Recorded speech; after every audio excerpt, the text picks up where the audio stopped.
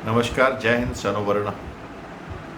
America और Iran और साथ में इजराइल का ट्रायंगल एक अनंत काल तक चलने वाला प्रकरण लगता है। सुबह उठकर ग्लैमरस कुछ नहीं दिखता, भ्रम की बातें दिखती हैं और वॉर को बैटल एरिया से निकाल के स्विट्ज़रलैंड ले जाना और कभी कतार, कभी पाकिस्तान, कभी सऊदी अरबिया और कभी दूसरे देशों का इसके ऊपर स्टेटमेंट, काफ़ी डाइवर्जेंस देते रहते हैं ट्रम्प। पर उनकी बातों से मैं एक बात निकल के आती है, मैं उनकी बातों को सुनता ज़रूर हूँ पर कोशिश करता हूँ कुछ और निकालने का। उसमें से एक लाइन कहूँ तो, तुम अक्सर मुझसे बातें किया करो, तुम अक्सर मुझसे बातें किया करो, चुप रहोगी तो लोग सुन लेंगे, चुप रहोगे तो लोग सुन लेंगे।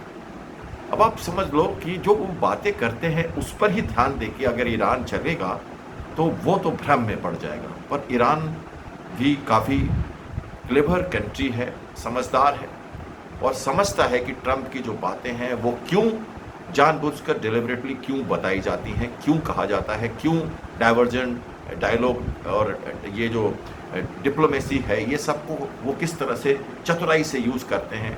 अपने बड़े ट्रम्पेट के साथ लगातार उद्घोषणाएं करते रहते हैं, कभी सुबह कभी शाम।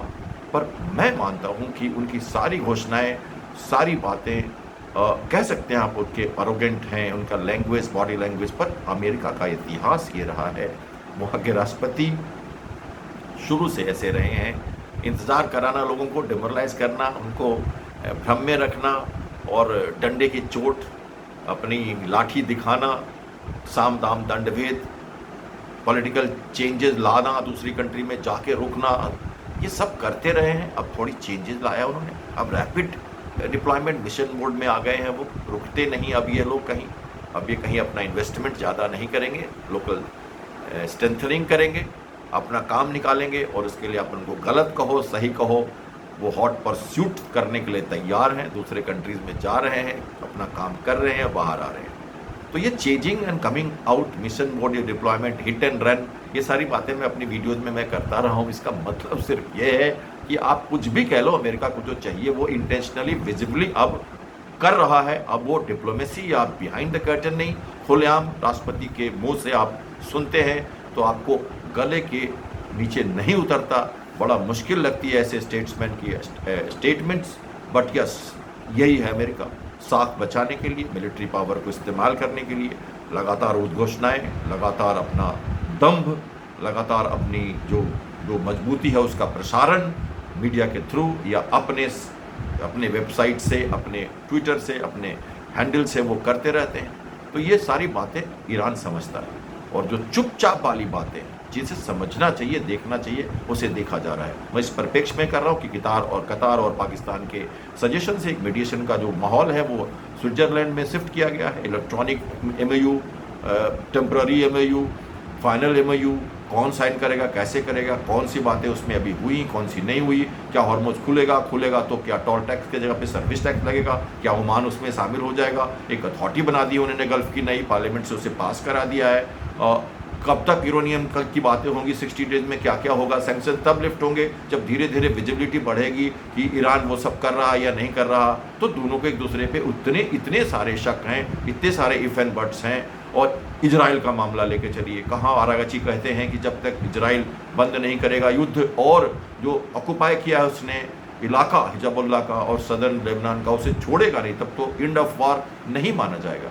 तो ये तो एक बड़ा सबसे बड़ा मुद्दा निकल के आता है कि ऑल इंक्लूसिव अप्रोच चाहता है ईरान, इंक्लूडिंग लेबनान। ट्रम्प कहते हैं सीरिया को उससे निपटने दो, हिजबुल्लाह से इजराइल का काम खत्म। ये भी कहते हैं कि तुम बहुत अच्छे दोस्त हो, तुम्हारा तो अस्तित्व मेरे बिना है ही नहीं, और मैं जैसा प्रेसिडेंट हूँ, मैं जो कर रहा हूँ वो किसी ने नहीं किया तुम्हारे लिए। बहुत लंबी लड़ाई लड़ रहे हैं नेतन्याहू, इनको रोकना चाहिए।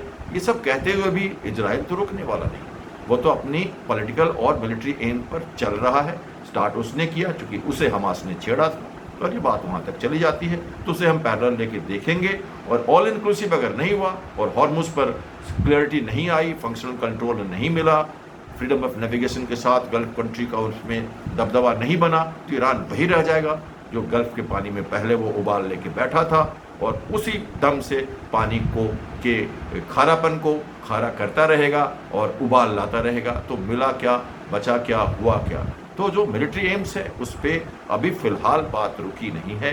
ब्लॉकेट का हटना बड़ा मुश्किल है।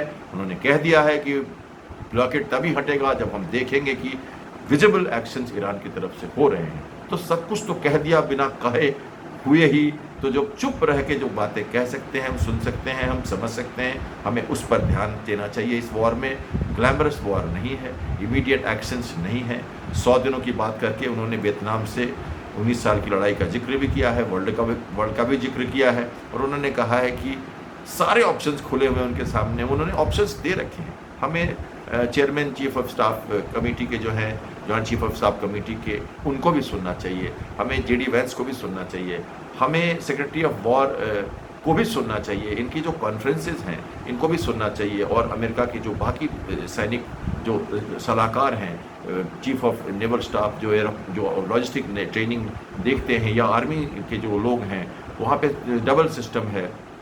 थिएटर कमांडर का डायरेक्ट इन्वॉल्वमेंट है कमांड में, directly secretary of war and white house को रिपोर्ट करता है। बीच में आर्मी नेवी चीफ उसके साथ नहीं है। एडवाइज़र है चीफ ऑफ डिफेंस स्टाफ, जो वहाँ पे इक्विवेलेंट है हमारे chairman chief of joint chief of staff committee, वो एडवाइज़र है, मिलिट्री एडवाइज़र टू प्रेसिडेंट। तो वो भी ऑपरेशनल रोल में नहीं है।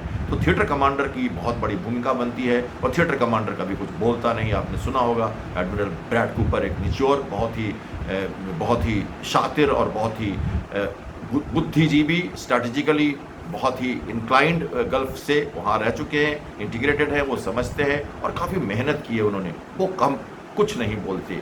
तो आपको समझना होगा किसकी बातें सुनना है और जो नहीं बातें हो रही हैं उसे कैसे समझना है। तो आज के लिए मैंने इसी थीम पे आपसे बात करने की कोशिश की कि हर बातों का मकसद क्या है, किधर है भ्रम, और जो नहीं कही जा रही बातें, बिहाइंड द कर्टन्स जो हो रही हैं चीज़ें, उनको हमें समझना है।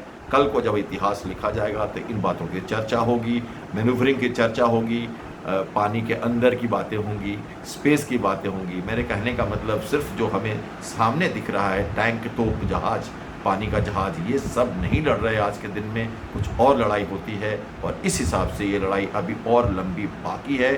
अभी जोशे बहारा देखना है, अमीरा को अमीरा देखना है, अंधेरे को कलेजे लगा लो, अभी जश्न चरागा देखना है। तो अभी कौन जश्न मनाएगा, कैसे मनाएगा, कितना मनाएगा, फिलहाल अभी हमें इसके लिए इंतज़ार करना होगा। जय हिंद, शनो बरका।